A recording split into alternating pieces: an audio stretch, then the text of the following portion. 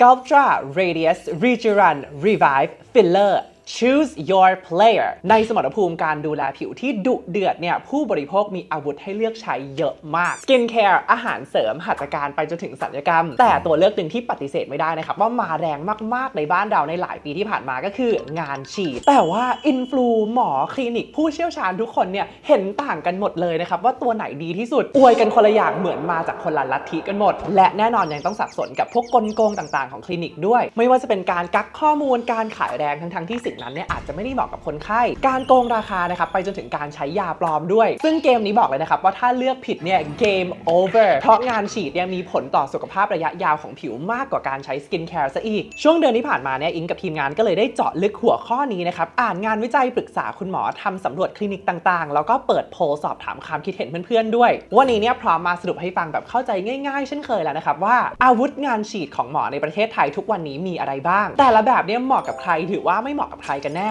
และที่สำคัญมีกับดักมีกลโกงอะไรที่พบบ่อยเพื่อให้คุณเนี่ยผ่านด่านบอสนะครับชนะเกมนี้ได้แบบไม่เจ็บตัวถ้าเพื่อนๆทุกคนชอบก็อย่าลืมกดไลค์ subscribe แล้วก็แชร์เป็นกำลังใจให้พวกเราด้วยนะครับและถ้าพร้อมแล้วเรารีบไปดูกันเลยดีกว่า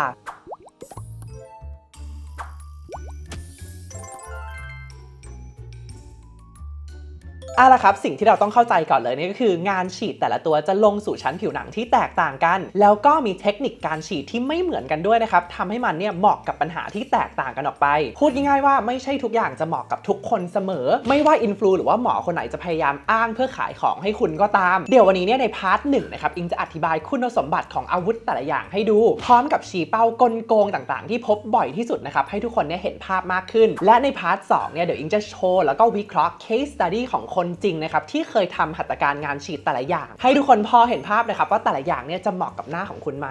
งานฉีดกลุ่มแรกนะครับก็คือกลุ่ม Skin Booster อย่างเช่น Belotero Revive หรือว่า Rejuven กลุ่มนี้เนี่ยอิงอยากให้ทุกคนลองนึกภาพว่ามันเป็นเหมือนกับเมคอัพเป็นเหมือนกับ Skin Care นะครับเพราะว่ามันเป็นการฉีดด้านบนของผิวหนังชั้น Dermis เท่านั้นนะครับตัว Belotero Revive เนี่ยเขาจะใช้ส่วนผสมของ Hyaluronic Acid แล้วก็ Glycerol นะครับเป็น Humectant 2 ตัวที่เป็นตัวโปรดของชาวช่องเราอยู่แล้วฉีดเข้าไปไม่ลึกมากนะครับเพื่อทำให้ผิวเนี่ยดูอิ่มน้ำ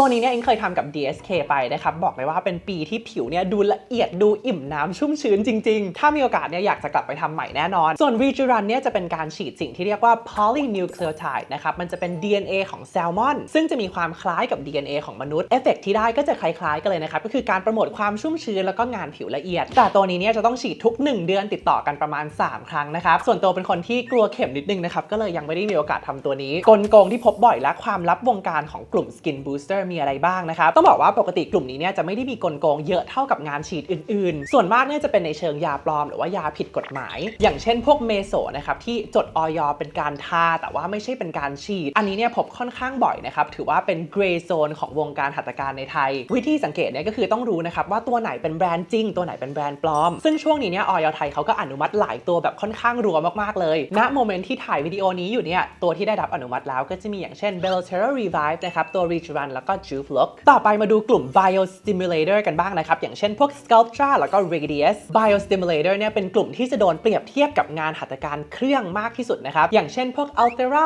Ultraformer Potenza นะครับแล้วก็ Thermage เพราะทั้ง2กลุ่มนี้เนี่ยเขามักจะเคลมเรื่องการช่วยผิวหย่อนคล้อยช่วยการกระตุ้นคอลลาเจนเหมือนกันถ้าอย่างนั้นเนี่ยแบบไหนเหมาะกับใครมากกว่ากันถ้าตอบแบบคร่าวๆเลยเนี่ยก็คือมันขึ้นอยู่กับชั้นผิวหนังของเราที่เราต้องการจะแก้ไขกลุ่มงานฉีด Biostimulator เนี่ยเขาจะลงไปในผิวหนังด้านล่างของชั้น Dermis นะครับสามารถช่วยกระตุ้นคอลลาเจนตรงนั้นได้แบบเยอะมากๆแต่หัตถการกลุ่มเครื่องต่างๆเนี่ยมันก็จะลงได้แบบหลากหลายชั้นมากๆบางอันเนี่ยอาจจะไม่ได้สร้างคอลลาเจนใน Dermis เยอะเท่ากับ Biostimulator นะครับแต่เขาก็จะลงผิวหนังได้หลากหลายชั้นมากกว่านะครับขึ้นอยู่กับพลังงานที่เราเลือกใช้ก็เลยอาจจะได้ประโยชน์อื่นๆด้วยนะครับอย่างเช่นรูขุมขนกระชับเป็นต้นและแน่นอนเครื่องบางอันอย่างเช่นพวก Ultraformer เนี่ยเขาก็จะลงลึกไปสู่ชั้น Smash ได้ช่วยยกกระชับหน้าในเวที่งานฉีดเนี่ยไม่สามารถทำได้นะครับหลักๆเลยเนี่ยเอง แนะนำว่าให้ปรึกษาคุณหมอที่เราไว้ใจนะครับให้เขาวินิจฉัยปัญหาที่เรามีก่อนนะครับว่าเหมาะกับงานเครื่องหรือว่างานฉีดมากกว่ากันหรือว่าอาจจะเป็นการใช้ทั้งคู่เลยก็ได้ส่วนใครอยากดูวิดีโอเปรียบเทียบหัตถการงานเครื่องต่างๆเนี่ยก็กดดูได้ตรงนี้เลยนะครับ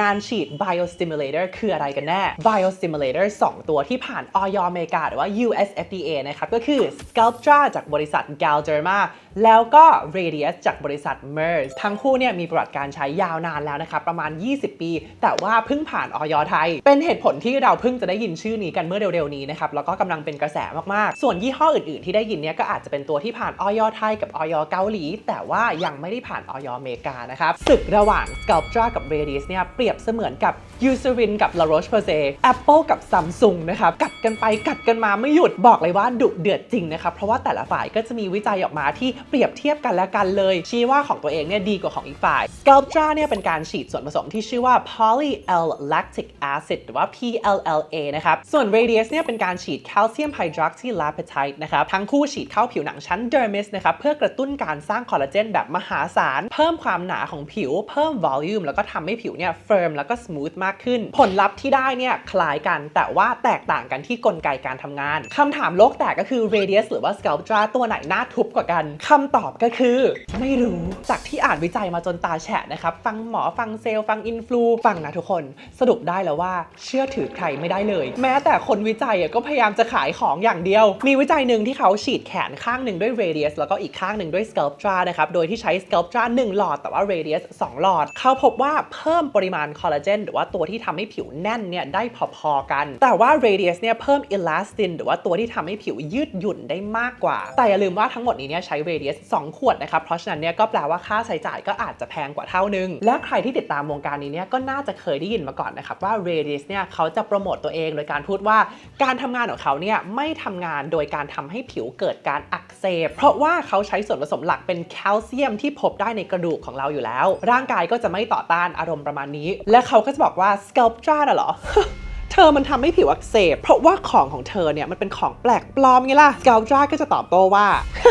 ขอโทษนะมันเป็นการอักเสบที่ไม่ได้ทำให้ผิวแดงระคายเคืองซะหน่อยมันเป็นความอักเสบระดับเซลล์ที่จำเป็นต่อการกระตุ้นคอลลาเจนไหมล่ะถ้าลองเปรียบเทียบดูนะครับแม้แต่เครื่องเลเซอร์ที่เราใช้กับผิวต่างๆเนี่ยมันก็ทำงานโดยการทำให้เกิดอาการอักเสบในผิวเหมือนกันเพราะฉะนั้นถามว่าตัวไหนเหมาะกับใครเนี่ยเอาตรงๆจากใจเลยนะครับอิงว่าผลลัพธ์มันสูสีกันมากส่วนตัวอิงเคยทำแต่ Radius นะครับแต่ว่าแฟนอิงเขาก็ทำ Sculptra ทำที่ DSK ทั้งคู่นะครับทำกับคุณหมอปอร์เช่คนเดียวกันเพราะว่าเราเลือกตามปัญหาที่เรามีนะครับแล้วก็ดูที่ฝีมือของคุณหมอเป็นหลักเพราะโดยปกติเนี่ย Radius ในไทยนะครับโปรโตคอลก็คือการฉีดได้ทั่วๆยกเว้นหน้าผากและจมูกนะครับหลักๆเนี่ยจะเน้นทำให้ผิวบริเวณร่องแก้มกับคางดูเต็มขึ้นในขณะที่ Sculptra เนี่ยจะเหมาะกับการฉีดด้านข้างขมับหน้าแก้มนะครับสำหรับแก้มตอบที่ DSK ตอนนี้ไปทำเนี่ยคุณหมอวินิจฉัยดีมากเลือกตามปัญหาเลยนะครับอย่างอิงเองเนี่ยต้องการหน้าที่ฟูแบบโดยรวมนะครับก็เลยไปทาง Radius แต่แฟนเนี่ยมีปัญหาขมับตอบๆนะครับเขาก็เลยไปในด้านของ Sculptra ซึ่งตรงนี้เนี่ยมันก็อาศัยการวินิจฉัยของคุณหมอที่ค่อนข้าง customize มากๆของ DSK ซึ่งก็นำไปสู่กลโกงและความลับวงการนี้ที่น่ากลัวนะครับด้วยความที่ Sculptra และ Radius เนี่ยมีอยู่ในตลาดค่อนข้างนานแล้วนะครับหมอในวงการหลายๆคนที่อิงปรึกษามาเนี่ยพูดเป็นเสียงเดียวกันนะครับว่าเจอของปลอมเยอะกว่าที่คิดอิงแนะนำว่าให้ลองเช็คชื่อคลินิกแล้วก็ชื่อหมอในเว็บได้เลยนะครับว่ามีการสั่งซื้อยาตัวนี้หรือเปล่าและมีการอบรมกับทางแบรนด์จริงไหมด้วยนะครับ Sculptra เนี่ยเช็คได้ในเว็บ Galderma นะครับส่วน Radius เนี่ยนำเข้าโดย Merz ก็จะสามารถสอบถามทางแบรนด์ได้เช่นกันนอกจากนี้เนี่ยเวลาไปทำเองเนี่ยอิงแนะนำว่าให้หมอแกะกล่องใหม่ให้ดูเลยนะครับและต้องผสมให้ดูจริงๆด้วยเพราะว่าบางที่เนี่ยมีการเอายาปลอมมาใส่กล่องจริงของแท้เนี่ยควรจะหน้าตาเป็นแบบนี้แคปเอาไว้ดูได้เลยนะครับและสุดท้ายอย่างทิ้งบอกเลยฝีมือของหมอสำคัญมากคนเราเนี่ยสอบใบขับขี่ผ่านเหมือนกันไม่ได้แปลว่าจะมีสกิลการขับรถที่ดีเทียบเท่ากันนะครับไหนเวลาเข้าวงเวียนต้องอยู่เลนในหรือเลนนอกตอบเช่นเดียวกันนะครับกลุ่ม biostimulator เนี่ยต้องฉีดให้ถูกชั้นเป๊ะๆต้องวางใต้ dermis พอดีเลยนะครับวางลึกไปเนี่ยจะไม่ได้ผลหรือว่าตื้นไปเนี่ยก็อาจจะจับตัวเป็นก้อนๆและต้องดีไซน์ให้เป็นด้วยนะครับว่าปริมาณยาของส่วนไหนของหน้าเนี่ยต้องมีเยอะหรือน้อยเท่าไหร่ตรงไหนมี loss เยอะกว่าตรงไหนต้องการ lifting มากกว่าแปลว่าต้องเข้าใจยาต้องมีประสบการณ์และต้องใช้สกิลการ customize ด้วยนะครับบอกได้แค่ว่าเลือกหมอผิดชีวิตเปลี่ยนไปกันต่อนะครับที่งานฉีดกลุ่มสุดท้ายนั่นก็คือกลุ่ม filler ตัวนี้เนี่ยจะแตกต่างจาก biostimulator แล้วก็ตัวอื่นๆที่ได้อธิบายมาทั้งหมดเลยนะครับตรงที่ว่าเขาไม่ได้เกี่ยวกับคอลลาเจนในผิวเท่าไหร่เพราะว่ามันคือการฉีด hyaluronic ลิกแอซิดปริมาณเยอะเข้าไปในผิวเดอร์มิสชั้นไขมันหรือว่าอาจจะลงไปถึงชั้นกระดูกเลยก็ได้นะครับเพื่อทดแทน bone loss พูดง่ายๆว่าฉีดตัวนี้เพื่อเข้าไปเติมเต็มนะครับกระดูกของโครงหน้าที่เสื่อมหรือว่าหดตัวตามอายุเติมเต็มจุดต่างๆที่มีความยุบความตอบหรือว่าความหุบลงไปให้ลองนึกภาพเหมือนกับว่าเราเข้าไปแก้ตึกที่เสามันล้มอยู่นะครับแปลว่าตัวนี้มันเหมาะกับใครก็เหมาะกับคนที่มีอายุนะครับที่หน้าเนี่ยเริ่มตอบบางส่วนถามว่ามันเทียบกับ biostimulator กลุ่มเมื่อกี้ได้ไหมจริงๆก็ไม่ค่อยได้นะครับ biostimulator เนี่ยมันคือการฉีดอะไรบางอย่างเข้าไปในผิวเพื่อให้ผิวเนี่ยผลิตคอลลาเจนออกมาเองนะครับทำให้ในระยะยาวเนี่ยผิวจะค่อยๆอิ่มค่อยๆเต็มขึ้นเรื่อยๆแบบดูค่อนข้างธรรมชาตินะครับแต่ฟิลเลอร์เนี่ยเป็นการฉีดสิ่งแปลกปลอมเข้าไปเพื่อเติมให้มันอิ่มขึ้นมาทันทีเลยนั่นเองจะเห็นผลชัดเจนมากแล้วก็ทันทีเลยเนื้อฟิลเลอร์ก็จะมีให้เลือกหลากหลายแบบนะครับเราก็สามารถเลือกตรงที่เหมาะกับส่วนที่เราต้องการได้เลยบางอันขึ้นทรงเร็วบางอันเหลวหน่อยบางอันแบบแผ่กว้างบางอันก็เฉพาะเจาะจงสำหรับแต่ละจุดซึ่งก็นำไปสู่จุดนี้เลยนะครับเป็นจุดที่สำคัญที่สุดของการเลือกฟิลเลอร์ต้องบอกเลยว่าในบรรดางานฉีดทั้งหมดนะครับฟิลเลอร์เป็นตัวที่ใช้สกิลคุณหมอมากที่สุดอิงก็ได้คุยกับเพื่อนหมอสกินหลายคนนะครับเขาบอกว่าหลักสูตรหมอผิวเฉพาะทางเองเนี่ยก็ไม่ได้เรียนเรื่องฟิลเลอร์เยอะต้องอาศัยความสนใจของคุณหมอเองเลยนะครับว่าอยากจะเรียนต่ออยากจะฝึกฝนทางด้านฟิลเลอร์ไหมเพราะว่าต้องเรียนเรื่อง anatomy เยอะนะครับหรือว่าการที่เราจะเข้าไปถึงจุดที่ต้องการเนี่ยต้องทำยังไงและต้องเป็นคนจินตนาการสูงด้วยนะครับต้องจินตนาการตามตลอดเลยนะครับว่าเข็มเนี่ยมันทะลุถึงไหนแล้วแบบ 3D 4D IMAX เลยหมอกระเป๋าหมอที่แบบจิ้มมั่วไปหมดเลยเนี่ยไม่ควรไว้ใจกับฟิลเลอร์เลยฉีดเข้าเส้นเลือดเนี่ยอาจจะทำให้เนื้อเน่าตาบอดได้เลยนะครับและเชื่อเลยว่าเพื่อนๆทุกคนเนี่ยน่าจะเคยเห็นมาก่อนการที่หมอเลือกฟิลเลอร์ผิดหรือว่าฉีดเยอะเกินหรือฉีดผิดจุดเนี่ยทำให้หน้าเนี่ยดูไม่เป็นธรรมชาตินะครับอารมณ์แบบดาราฮอลลีวูดยุค 2010 และสุดท้ายนะครับกลโกงในเนื้อฟิลเลอร์เองก็มีเช่นกันฟิลเลอร์มีหลายแบบนะครับบางคลินิกเนี่ยอาจจะจงใจเลือกแบบที่เหลวเกินรุ่นที่ไม่ค่อยตั้งทรงคุณสมบัติเป็นน้ำนะครับฉีดเท่าไหร่ก็ไม่ขึ้นสักทีทำให้ต้องฉีดเยอะๆนะครับได้แต่ความฟูอ้วนแล้วก็บวมแทนโอเคครับตอนนี้เนี่ยเราได้เรียนรู้พาร์ททฤษฎีไปเรียบร้อยบางคนอาจมองไม่เห็นภาพนะครับเพราะฉะนั้นเราไปต่อกันที่ภาคปฏิบัติดูเคสจริงกันเลยเด็กๆทุกคนแบ่งตัวเป็นกลุ่มได้เลยนะครับเดี๋ยวแจกอุปกรณ์ได้เลยนะครับเอาเข็มฉีดยาให้ทุกคนเลยเนาะเดี๋ยวเราจะมาลองบนใบหน้าจริงกันเลยนะครับล้อเล่นนะครับวันนี้เนี่ยเรามีคุณหมอปอร์เช่คนดีคนเดิมจาก DSK คลินิกมาด้วยเดี๋ยวจะมายกตัวอย่างจากเคสสตัดดี้ก่อนๆที่คุณหมอเขาเคยเจอมาให้เห็นภาพว่าคนไข้แบบไหนหน้าเหมาะกับอะไรได้ทำอะไรไปนะครับแล้วก็เอาท์คัมเป็นยังไงก็วันนี้ครับมีเคส3กลุ่มครับกลุ่มแรกเนี่ยเป็นกลุ่มที่ผมฉีดฟิลเลอร์อย่างเดียวบางทีอนาคตอ่ะจริงๆเขาแพลนมาทำไบโอสติมูเลเตอร์นั่นแหละแต่ว่าเราเอาผลของฟิลเลอร์อย่างเดียวมาให้ดูก่อนนะครับกลุ่มที่2เนี่ยก็จะเป็นกลุ่มที่ทำสครับตราอย่างเดียวโดยที่ไม่ได้ทำฟิลเลอร์ส่วนกลุ่มสุดท้ายเนี่ยเป็นกลุ่มที่ทำสครับตราไปด้วยแต่กลุ่มที่ทำสครับตราไปด้วยเนี่ยด้วยระยะเวลาผลสครับตราเนี่ยมันเก็บนานอาจจะเป็นเห็นผลของสครับตราบ้างแล้วบางส่วนแต่อาจจะยังไม่ใช่ maximum result ของสครับตรานะครับจะได้ทำให้คนฟังเนี่ยเขาพอเห็นภาพแล้วกันว่าอะไรเนี่ยมันเข้าไปแก้ตรงไหนได้ครับอย่างเคสเนี่ยครับถ้าเขามาปรึกษาผมเนาะเรื่องปัญหายกกระชับนะครับเราดูหน้าเขากันก่อนเราจะเห็นว่าเวลาเรามองหน้าเขาเนี่ยทางด้านตรงและด้านข้างครับโดยเฉพาะอย่างยิ่งเวลาด้านข้างเนี่ยเราจะเห็นว่าหน้ากลางเนี่ยของคนไข้ท่านเนี่ยเขาเริ่มดูแบนคือปกติเนี่ยมุมหน้าคนเนี่ยมันต้องอยู่แถวนี้มันจะต้องเหมือนมีเสาตั้งขึ้นมาเนี่ยเป็นเคิร์ฟหน้าเนี่ยเป็นตัวโค้งแถวนี้แต่ตอนนี้พอมุมหน้าเขาหายไปอะครับถึงแม้ว่าเราอะจะไปดึงผิวเขาให้ตึงอะครับหน้าเขาก็จะยังดูหย่อนคล้อยอยู่ดีเพราะว่ามันขาดมิติของความดูอ่อนยาวไปอันนี้คือบริเวณแรกบริเวณที่2เนี่ยคือบริเวณแก้มตอบด้านข้างเราจะเห็นว่าเวลาคนเราอายุเยอะขึ้นนะครับมันจะมีไขมันด้านใต้เนี่ยที่มีการสลายลงไปเรื่อยๆทำให้หน้าเราดูตอบลงไปนะครับดูเหมือนยุบเข้าไปมันเลยดูยุบเข้าไปใช่รวมถึงขมับเนาะแก้มตอบแล้วก็หน้าแก้ม3อันนี้ก็จะเป็นจุดสำคัญใช่ไหมครับเคสนี้ตอนแก้ผมแก้อีกหน่อยนึงคือตอนดูหน้าตรงเนี่ยเราจะสังเกตว่าหน้าคนไข้เนี่ยค่อนข้างเป็นรูปไข่แต่ว่าเราจะเห็นว่าตรงคางเนี่ยมันอาจจะดูตัดไปนิดหน่อยทำให้ความละมุนโดยรวมเนี่ยมันหายไปมาดูหลังแก้กันนะครับหลังแก้เนี่ยดูทีว่าต่างยังไงบ้างใช่เราจะเห็นว่าลองดูมุมหน้าตรงนี้นะครับดูอายุน้อยต้องดูหน้าประมาณนี้คือเบ้าตาเนี่ยจะต้องสูงนิดนึงกระดูกเบ้าตาเนี่ยมันจะต้องดูไม่สุดลงมามุมหน้าแก้มเนี่ยจะต้องเป็นมุมที่ดูโค้งแต่ว่าไม่เบียดแน่นจนแบบหน้าไม่มีมิตินะครับด้านในเนี่ยต้องปล่อยให้มันดูแฟลตหน่อยๆเพราะว่าถ้าแน่นจนไปถึงด้านในเนี่ยจะดูหน้าเหมือนฉีดฟิลเลอร์มามันจะดูออกว่าทำมาดังนั้นเนี่ยเคสนี้เราลึงต้องสร้างมิติให้เขาครับผมมาทำตั้งแต่ขมับเนาะลงมาแก้มตอบนะครับแล้วที่สำคัญเนี่ยคือต้องสร้างมิติหน้าแก้มให้ดูธรรมชาติไม่น้อยไม่มากไปมีการแก้ร่องแก้มด้วยแต่แก้แบบ ธรรมชาติแล้วก็มาแก้บริเวณคางจริงๆเนี่ยถ้าสังเกตอะครับคางเขาเนี่ยดูไม่เหมือนฉีกคางมานะแต่ว่ามันดูเป็นเคิร์ฟที่เข้าไปกับเส้นกรอบหน้าน่ะให้ดูเป็นลูกไข่แบบพอดีนะครับใช่ครับดูเป็นธรรมชาติมากคือถ้าไม่บอกไม่รู้เลยว่านี่ทำฟิลเลอร์มาคือคำว่าธรรมชาติหรือไม่ธรรมชาติอะครับบางทีอย่างแรกอะเราต้องกำหนดภาพในหัวว่าจะออกมาให้เหมือนไม่ฉีดอะต้องใช้สกิลต้องใช้สกิลใช่จินตนาการนิดนึงบางคนอะชอบพูดว่าฟิลเลอร์ยกกระชับได้ฟิลเลอร์ยกกระชับได้อย่างนี้เนาะจริงๆอะต้องบอกว่าฟิลเลอร์ไม่ได้หดผิวหนังฟิลเลอร์กระตุ้นคอลลาเจนได้น้อยมากแทบไม่ได้กระตุ้นคอลลาเจนหรอกเราหวังลิ์มันอะเหมือนเราตั้งเสาบ้านทำให้บ้านอะหรือว่าผนังทั้งหมดนะครับมันโดนยกขึ้นได้กรณีเดียวกันเลยผิวหนังเขาคือผิวหนังเดิมครับอันเนี้ยเพียงแต่ว่าเราเห็นว่าหน้าของเขาเนี่ยมันดูหย่อนจากเสาหลายๆต้นน่ะมันหายตั้งแต่เริ่มนะครับต้นนี้แล้วก็แถวขาเราเอาไปยืดหน้าเขาให้หน้าเขากลับไปอยู่ในโพสิชันที่ควรจะเป็นจะสังเกตว่าหน้าดูยกและดูยาวขึ้นแต่จริงๆเนี่ยอันนี้ยังเป็นผิวเดิมอยู่นะครับด้านข้างเนี่ยเราจะเห็นเลยว่าความยุบหายไปตั้งแต่ยุบบริเวณขมับยุบบริเวณหน้าแก้มยุบบริเวณแก้มตอบร่องแก้มแล้วก็ขาเคสนี้จริงๆเขาทำแบบทั่วหน้ามันก็เลยดูเปลี่ยนเยอะนะครับเราจะเห็นว่าถ้าอย่างเคสนี้มาเนี่ยสมมติมาเจอกันครั้งแรกเนี่ยผมจะสังเกตอย่างหนึ่งเนาะกรอบหน้าคมดีแสดงว่าเคสอย่างเงี้ยถ้าทำอัลเทอร่าไปอาจจะไม่เปลี่ยนขนาดนั้นเพราะว่าผิวเขามันไม่ได้ย้อยลงมาขนาดนั้นแต่มันยุบเข้าไปข้างในก็คือเป็นความแตกต่างระหว่างชั้นผิวว่าเราอยากจะแก้ชั้นไหนกันแน่อันนี้ถ้าฟังจากคุณหมอก็คือมันเกิดจากโบนลอสหรือว่าอะไรที่มันยุบกว่านั้นก็เลยอาจจะเหมาะกับฟิลเลอร์มากกว่าใช่หน้าเขามันก็เลยดูยุบเข้าไปครับอย่างเคสเนี้ยถ้าจะเลือกก็คงเลือกทำอันนี้ก่อนแล้วพอผิวเขาดีอย่างนี้แล้วใช่ไหมครับเราค่อยไปยกกระชับกระตุ้นคอลลาเจนอัลเทอร่าสครับตราเนี่ยควรจะเป็นหลังจากนี้ไม่อย่างนั้นเงินจำนวนเดียวกันที่เขาเสียเท่ากันนะครับเราเขาไปทำอย่างอื่นก่อนมันจะไม่ได้ผลแบบนี้ทีนี้การฉีดฟิลเลอร์ให้ได้ผลอย่างเงี้ย1คือประเมินถูก2เนี่ยต้องเทคนิคแล้วก็เลือกยาถูกด้วยผมมักบอกว่าฟิลเลอร์เนี่ยนะไปได้ทั้งเสาสร้างบ้านแล้วก็เป็นทรายที่ถมที่ได้ด้วย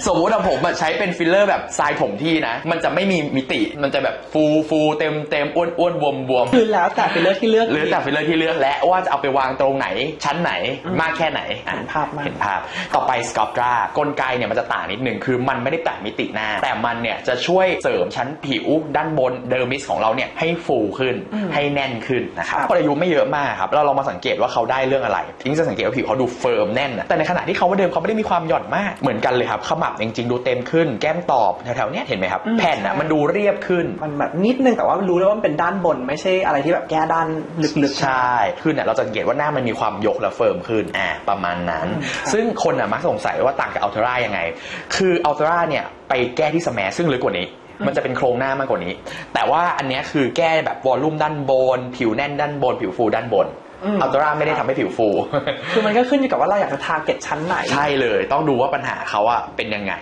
อย่างเคสเนี้ยจริงๆแล้วครับถ้าถามว่าฟิลเลอร์เราจะฟิลเลอร์ตรงไหนเนาะ1คือขมับนิดหน่อยให้ดูเต็มขึ้นหน้าแก้มให้ดูแบบหวานขึ้นใช่ไหมครับปัจจุบันอาจจะมีความแฟลตนิดนึงอาจจะมาแก้คางกับแก้บริเวณปากเขาให้ดูไม่ดุอะไรประมาณนี้ครับแต่ว่าถ้าเป็นฟิลเลอร์เนี่ยแต่ว่าฟิลเลอร์เนี่ยมันฉีดแล้วมันเห็นเลยใช่ไหมครับฉีดแล้วเห็นเลยใช่ถ้าอย่างพวกไบโอสติมูเลเตอร์เนี่ยต้องฉีดหลายครั้งแล้วก็ใช้ระยะเวลานานกว่าใช่ไบโอสติมูเลเตอร์นะครับมันจะฉีด 1-3 ครั้งแล้วกันโดยเฉลี่ยนะครับขึ้นอยู่กับอายุทุกแบรนด์เนี่ยมีหลักการคิดคล้ายกันคืออายุเยอะคอลลาเจนลอสเยอะเนี่ยจะต้องฉีดหลายครั้งมากกว่าซึ่งโดยปกติเนี่ยมักไม่เกิน3ครั้งอายุน้อยจะฉีดครั้งเดียวจบนะครับแล้วโดยที่ผลลัพธ์ในแต่ละครั้งเนี่ยควรรออย่างน้อย3เดือนเป็นต้นไป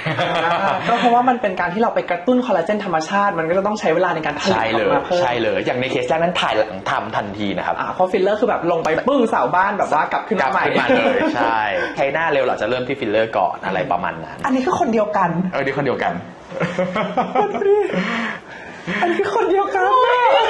นใช่อันนี้จริงๆมันเป็นเดือนที่ห่างกัน3ครับภายในแค่3เดือนสิ่งที่ช็อกก็คือพอไปดูรูปปีเก่าหยิบมันเขาเป็นมากกว่านี้ใช่โอ้โห